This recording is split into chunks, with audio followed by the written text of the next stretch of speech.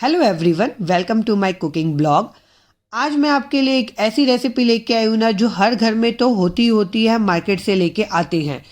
Packet खोल के आलू भुजिया तो आप सभी ने बहुत खाए होंगे। एक पैकेट आलू भुजिया का कम से कम 90 टू 150 रुपीज़ का मिलता है। अगर वही आलू भुजिया घर पे 50 रुपये में बन जाए तो बाहर से क्यों लेके आना, और वो भी हेल्दी तरीके से। हेल्दी मतलब हमें पता होता है कि घर में हम कैसा ऑयल यूज़ कर रहे हैं और किस तरीके से बना रहे हैं। तो ये आलू भुजिया की रेसिपी ना आप ट्राई करिएगा, यकीन मानिए सुपर क्रिस्पी बनती है, वैसे ही मार्केट के जैसे बनेगी, एकदम हल्की और एकदम टेस्टी। तो आइए चलिए इसे बनाते हैं। इसके लिए सबसे पहले हम मसाला तैयार कर लेते हैं। तो उसके लिए मैंने ना 10 से 15 यहाँ पे पुदीने की पत्तियाँ लिया है, जिसे मैं ड्राई रोस्ट करूँगी। इसे ड्राई रोस्ट करते समय एक बात का ध्यान रखिएगा कि फ्लेम को ना लो टू मीडियम पे इसे ड्राई रोस्ट करिएगा और लगातार चलाते रहिएगा। विद इन ए सेकेंड आप देखेंगे ये अच्छे से रोस्ट हो जाएगा। अब इसमें डाल देंगे 1 चम्मच के करीब कस्तूरी मेथी।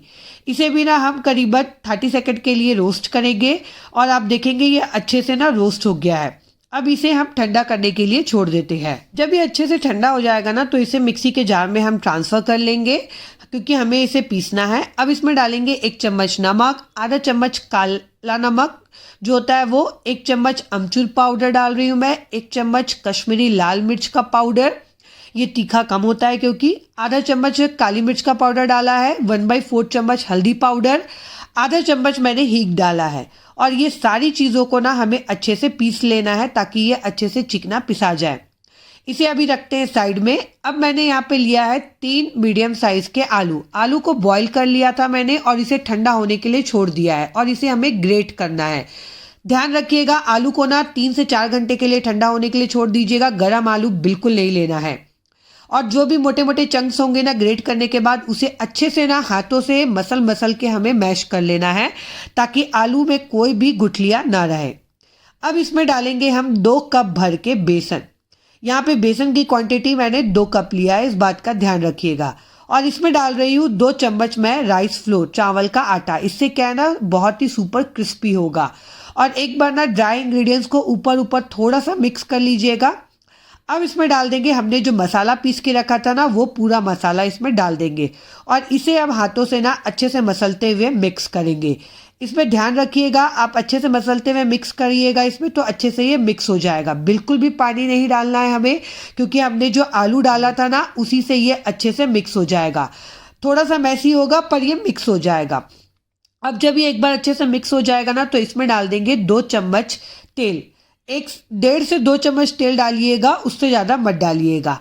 अब इसे ना अच्छे से हम मिक्स कर लेंगे। एक बार तेल डालने के बाद आप देख सकते हैं यहाँ पे बैटर हमारा रेडी है। अब मैंने लिया है सेव बनाने वाला मशीन। ये जो सेव बनाने वाला जो साँचा होता है, मशीन होता है ना, वो हर घर में अवेलेबल रहता है ईजिली। इसमें जो सबसे बारीक वाला आता है ना, वही मैं इसमें यूज़ कर रही हूँ। अब अंदर तरफ ना थोड़ा सा ऑयल लगा लेंगे ताकि ना ये इसमें चिपके ना। अगर आपके पास ये साँचा नहीं होगा ना तो आप क्या कर सकते हैं, आप कोई भी पानी का बॉटल ले सकते हैं, उससे भी बन जाता है बहुत अच्छा। आप उसके कैप में होल कर दीजिएगा और उससे भी ये जो सेव है ना बहुत ही बढ़िया बनता है। और जितना भी इसमें आए उसके अकॉर्डिंग यहाँ पे हमारा जो आटा हमने रेडी किया था ना वो हम डाल देंगे। और देखिए मैं आपको यहाँ पे दिखा रही हूँ कि किस तरीके से ना ये सेव आसानी से निकल जाता है। बिल्कुल भी आपको मेहनत करने की ज़रूरत नहीं पड़ेगी कि प्रेशर लगाने की ज़रूरत है, सेव नहीं निकल रहा है, ऐसा कुछ भी नहीं है। आप हल्का सा घुमाएंगे ना तो देख सकते हैं आप कितना ही बढ़िया यहाँ पे सेव ये निकल के बन रहा है। तो आइए चलिए, अब इधर मैंने क्या किया था, कढ़ाई में ना तेल गरम होने चढ़ा दिया था। तेल जब अच्छा गरम हो जाएगा ना तो हम क्या करेंगे ना, इसमें सेव डालेंगे। सेव डालते समय ध्यान रखिएगा फ्लेम को ना मीडियम रखिएगा, वरना बहुत ज़्यादा भाप निकलता है, आपके हाथ ना यहाँ पे जल सकते हैं, तो इस बात का ध्यान रखिएगा। और जब एक बार डल जाए ना तो लो टू मीडियम फ्लेम पे ही इसे हमें कुक करना है। बहुत ज़्यादा लो फ्लेम मत करिएगा, मीडियम फ्लेम पे इसे कुक करेंगे ना तो बहुत ही बढ़िया क्रिस्प बनेगा ये।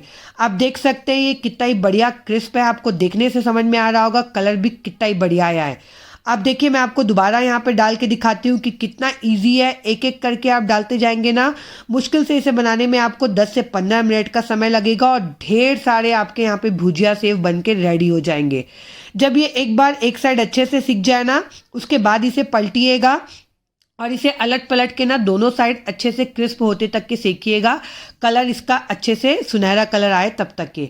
आप देख सकते हैं एक एक करके मैंने यहाँ पे सारे भुजिया सेव बना के रेडी कर लिए। देखिए आप देखने में से ही आपको समझ में आ रहा होगा कि कितना क्रिस्प बना है और कितना ही बढ़िया लग रहा है देखने से।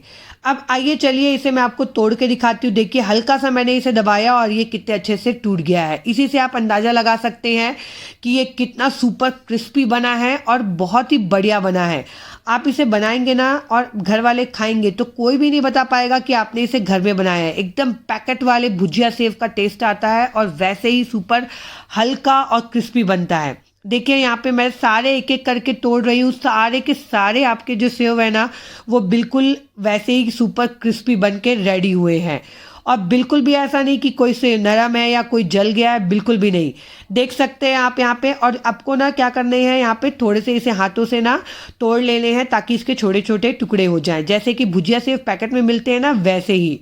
आप चाहें अगर आपको थोड़ा मोटा सेव बनाना है तो आप साँचा सेंच करके ना थोड़ा मोटा सेव भी इसमें से बना सकते हैं, वो टोटली आपकी चॉइस है। ये भुजिया सेव की रेसिपी ना आप पोहे में खा सकते हैं, आप दही बड़े में डाल सकते हैं, चाट में डाल सकते हैं, बहुत सारी चीज़ों पे ना ये डलती है और बहुत ही टेस्टी लगती है। आप इसे शाम की चाय के साथ हो या बच्चों को इवन टिफ़िन में भी देंगे ना तो बहुत ही बढ़िया लगती है। तो ये भुजिया सेव की रेसिपी ना आप ज़रूर से ट्राई करिएगा। अभी सामने तो होली भी आ रही है तो होली में तो ये बनती ही बनती है।